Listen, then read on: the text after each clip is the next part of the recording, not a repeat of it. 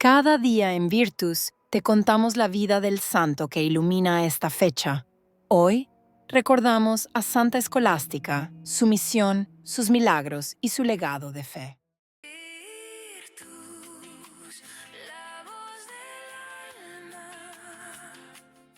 El viento de la primavera temprana, aún gélido, acariciaba las laderas de Subiaco, llevando consigo el aroma de la tierra húmeda y las primeras flores silvestres. Pero dentro de los muros de piedra del monasterio, el frío era una presencia constante, no tanto en la temperatura, sino en la disciplina implacable que regía la vida de los monjes.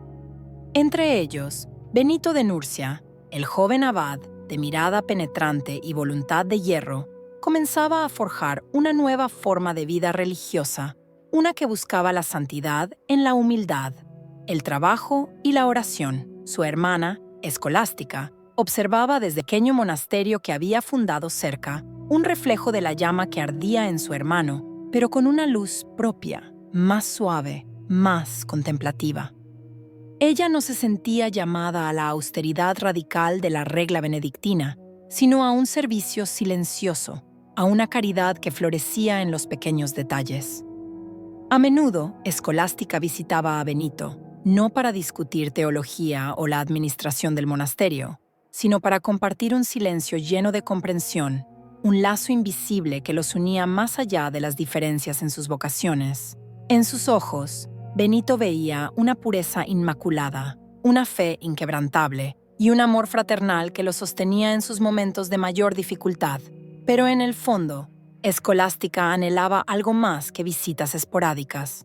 Deseaba una conexión más profunda con su hermano, un espacio donde pudieran nutrir sus almas juntas, sin las restricciones del rigor monástico. ¿Cómo podría una mujer dedicada a Dios encontrar un camino para acercarse a su hermano sin comprometer su propia santidad ni la de él? La respuesta, como a menudo ocurre, llegó en la forma de una tradición ancestral, un pequeño resquicio de humanidad en el implacable calendario litúrgico. Cada año, después de la Cuaresma, los monjes de Subiaco visitaban sus familias, un breve respiro de la vida monástica. Escolástica esperaba con impaciencia este día, no para disfrutar de banquetes o comodidades mundanas, sino para tener a Benito a solas, lejos de las miradas inquisitivas y las obligaciones del monasterio. Cuando finalmente llegó el día, la alegría de Escolástica era palpable. Había preparado un pequeño jardín, un oasis de verdor y fragancia, donde esperaba a su hermano. Al llegar, Benito se sorprendió al ver la delicadeza del lugar, tan diferente a la sobriedad de sus muros. Se sentaron en silencio, contemplando las flores y escuchando el canto de los pájaros. Pero la paz era frágil. Benito, consciente del tiempo limitado y de la tentación de la distracción, comenzó a hablar de las Sagradas Escrituras, intentando elevar la conversación a un plano puramente espiritual. Escolástica, sin embargo, buscaba algo más terrenal, algo que alimentara su corazón y su alma de una manera diferente. Mi hermano, dijo con voz suave, ¿por qué siempre nos apresuramos hacia Dios, como si fuera un deber cumplir? ¿No podemos simplemente disfrutar de su presencia, de su belleza, en las cosas simples de la vida? La pregunta resonó en el aire, desafiando la rigidez de la regla benedictina. ¿Podría Benito, el arquitecto de una nueva forma de vida religiosa, comprender el anhelo de su hermana por una experiencia más íntima y personal de la fe? Benito, aunque sorprendido por la franqueza de Escolástica, no la reprendió. Él sabía que su hermana era una mujer de profunda fe y que su pregunta no era una crítica a su regla, sino una expresión de su propio camino espiritual. Sin embargo, le preocupaba que la búsqueda de la comodidad y el placer pudiera distraerla de la verdadera vocación. Escolástica, respondió con calma, la vida monástica no es una huida del mundo, sino una preparación para la vida eterna.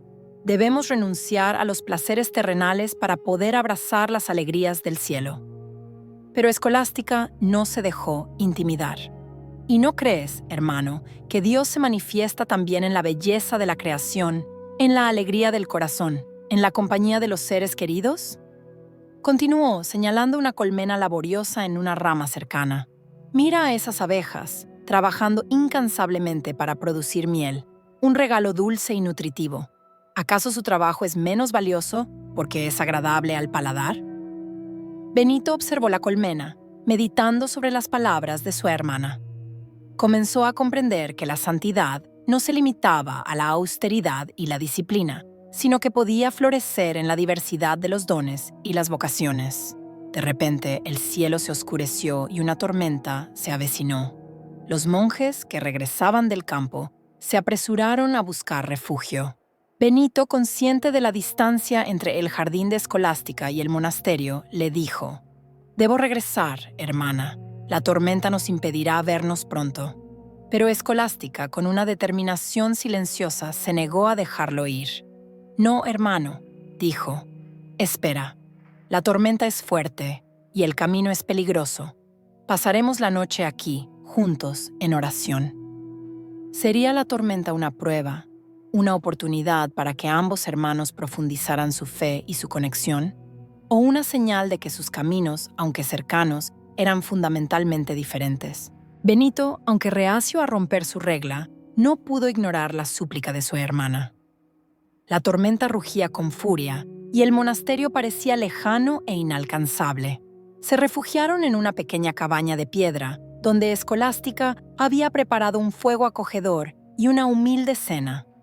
La noche transcurrió en silencio, interrumpido solo por el estruendo de los truenos y el golpeteo de la lluvia contra el techo. Benito, acostumbrado a la disciplina y el orden, se sentía incómodo con la atmósfera relajada y la falta de rituales. Intentó concentrarse en la oración, pero su mente vagaba, atormentada por la duda y la inquietud. Escolástica, percibiendo su malestar, se acercó a él y le ofreció una taza de hierbas aromáticas. «Mi hermano», dijo con voz suave, «no te preocupes por las reglas. Esta noche, dejemos que nuestros corazones hablen con Dios».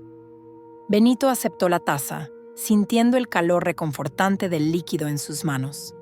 Comenzó a hablar con Escolástica, compartiendo sus miedos, sus esperanzas y sus luchas.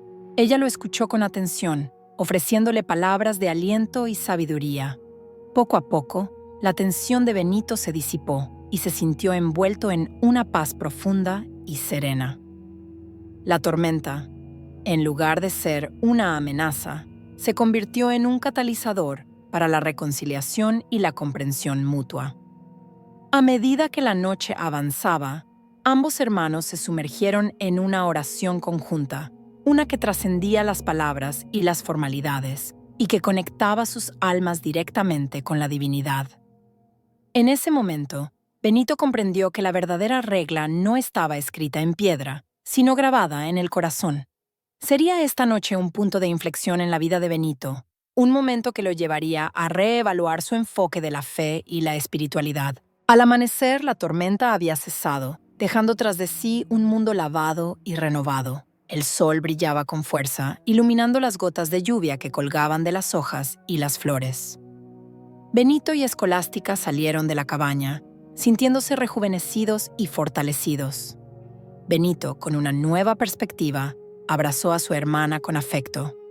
«Gracias, Escolástica», dijo con sinceridad. «Me has enseñado una lección valiosa. He estado tan preocupado por la forma de la oración que he olvidado su esencia». Escolástica sonrió, sintiendo la alegría de haber conectado con su hermano a un nivel más profundo. La oración, hermano, es simplemente un encuentro con el amor de Dios. Puede ocurrir en cualquier lugar, en cualquier momento y de cualquier manera. Benito regresó al monasterio, llevando consigo la paz y la sabiduría que había encontrado en el jardín de su hermana. Comenzó a aplicar una mayor flexibilidad a su regla, permitiéndose a los monjes disfrutar de los pequeños placeres de la vida, siempre y cuando no los alejaran de su vocación. La noticia de la transformación de Benito se extendió rápidamente por toda la comunidad. Algunos monjes se alegraron, viendo en ello una señal de compasión y comprensión. Otros, sin embargo, se mostraron escépticos, temiendo que la relajación de la regla llevara a la decadencia moral. Mientras tanto, Escolástica continuó su vida de oración y servicio en su pequeño monasterio, inspirando a sus hermanas con su humildad y su amor por Dios. Su fama de santidad creció, y personas de todas las clases sociales acudían a ella en busca de consejo y consuelo. Pero a pesar de su creciente popularidad, Escolástica permaneció fiel a su vocación original, viviendo una vida sencilla y contemplativa. ¿Cómo reaccionaría la comunidad monástica ante los cambios introducidos por Benito y cómo afectaría esto a la relación entre los dos hermanos? Los años pasaron y la salud de Benito comenzó a declinar. La rigurosa disciplina de la vida monástica, combinada con las privaciones y las enfermedades, había dejado su huella en su cuerpo. Escolástica, preocupada por su hermano, lo visitaba con frecuencia, ofreciéndole su apoyo y su consuelo. En su lecho de muerte, Benito sintió una profunda tristeza al pensar en la separación inminente de su hermana. Escolástica, leyendo su corazón, le propuso una última petición. «Mi hermano», dijo con lágrimas en los ojos, «te ruego que me permitas pasar contigo tus últimos momentos. Quiero estar a tu lado cuando regreses a la casa del Padre». Benito, aunque débil, no pudo negarle este último deseo. Permitió que Escolástica se quedara con él en el monasterio, a pesar de las protestas de algunos monjes que consideraban que era inapropiado que una mujer entrara en un lugar sagrado. Escolástica se dedicó a cuidar de su hermano con amor y ternura, alimentándolo, vistiéndolo y rezando por su alma. Durante los días que siguieron, ambos hermanos compartieron recuerdos, confidencias y oraciones. Benito, al ver la devoción de su hermana, se sintió profundamente conmovido. «Escolástica», dijo con voz apenas audible, «eres una santa. Tu amor por Dios es un ejemplo para todos nosotros». Escolástica sonrió, sintiendo la paz de haber cumplido su misión. «Mi hermano», respondió, «solo he tratado de seguir el ejemplo de Jesús. Él nos enseñó a amar a Dios con todo nuestro corazón y a amar a nuestro prójimo como a nosotros mismos». Cuando finalmente llegó el momento de la partida, Benito murió en los brazos de su hermana, rodeado de la luz de la gracia divina. La noticia de su muerte se extendió rápidamente por toda la región y miles de personas acudieron a Subiaco para rendirle homenaje. ¿Qué legado dejaría Benito hacia la iglesia y cómo continuaría la obra que había comenzado? Tras la muerte de Benito, Escolástica continuó dirigiendo su monasterio con sabiduría y humildad. Su ejemplo de vida atrajo a muchas mujeres jóvenes que buscaban una vocación religiosa, y su comunidad floreció como un jardín en el desierto. Se dice que, poco después de la muerte de su hermano, Escolástica fue visitada por una visión celestial. En la visión, vio a Benito ascendiendo al cielo, rodeado de ángeles y santos. Benito le sonrió y le dijo: «No te preocupes, hermana, estoy bien. Y tú, continúa tu obra con fe y amor». Escolástica, fortalecida por la visión, se dedicó aún más a la oración y al servicio.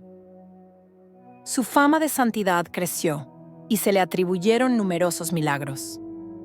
Murió en el año 581, dejando tras de sí un legado de fe, esperanza y caridad.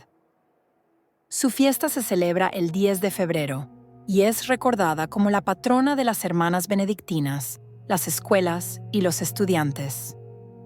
La historia de Santa Escolástica nos enseña que la santidad no se limita a una forma específica de vida, sino que puede florecer en la diversidad de los dones y las vocaciones. Nos muestra que el amor fraternal puede ser una fuerza poderosa para la transformación y la reconciliación.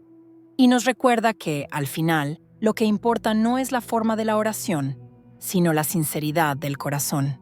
Su vida, un eco silencioso de la de su hermano, resuena a través de los siglos, invitándonos a buscar a Dios en la belleza de la creación, en la alegría del corazón y en la compañía de los seres queridos.